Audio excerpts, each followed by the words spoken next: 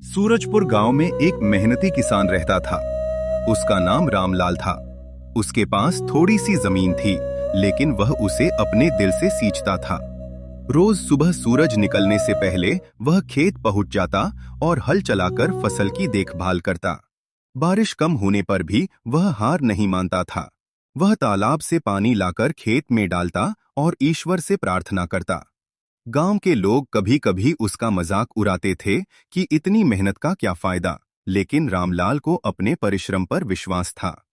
एक साल अचानक अच्छी बारिश हुई और उसकी फसल सबसे अच्छी हुई। खेत लहलहाने लगे और अनाज से खलिहान भर गया। जब फसल बिकी तो रामलाल ने अपने परिवार के लिए अच्छा जीवन बनाया और गांव के जरूरतमंद लोगों की मदद भी की। तब गांव वालों को समझ आया कि सच्ची मेहनत कभी बेकार नहीं। रामनगर गांव में एक किसान रहता था। उसका नाम हरिप्रसाद था। वह बहुत मेहनती और ईमानदार व्यक्ति था। उसके पास थोड़ी सी जमीन थी, जिस पर वह गेहूं, चावल और सब्जियां उगाता था। हर सुबह सूरज निकलने से पहले वह उठ जाता, अपने बैलों के साथ खेत पर जाता और पूरे मन से काम करता। उसे अपने काम से बहुत प्यार था। हरिप्रसाद गरीब था, लेकिन कभी किसी से शिकायत नहीं करता था। गांव के लोग उसका सम्मान करते थे, क्योंकि वह हमेशा दूसरों की मदद के लिए तैयार रहता था। अगर किसी किसान की फसल खराब हो जाती तो हरिप्रसाद बिना कुछ कहे उसकी मदद कर देता।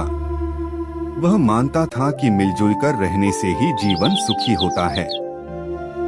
एक साल रामनगर गांव में भयंकर सूखा पड़ गया।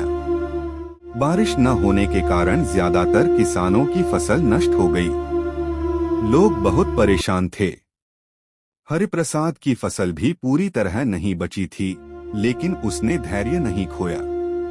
उसने अपने बचे हुए अनाज को गांव के जरूरतमंद लोगों में बांट दिया।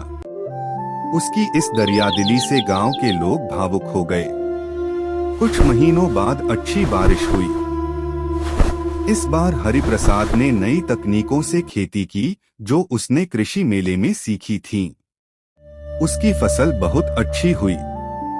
गांव के अन्य किसानों ने भी उससे सीख ली और सबने मिलकर मेहनत की। धीरे धीरे रामनगर गांव फिर से खुशहाल हो गया। हरिप्रसाद समझ गया कि मेहनत, धैर्य और दूसरों की मदद करने से ही सच्ची सफलता मिलती है। उसकी कहानी गांव के बच्चों के लिए प्रेरणा बन गई। लोग आज भी कहते हैं कि अगर रामनगर गांव खुश है तो उसके पीछे किसान हरिप्रसाद का बड़ा योगदान है।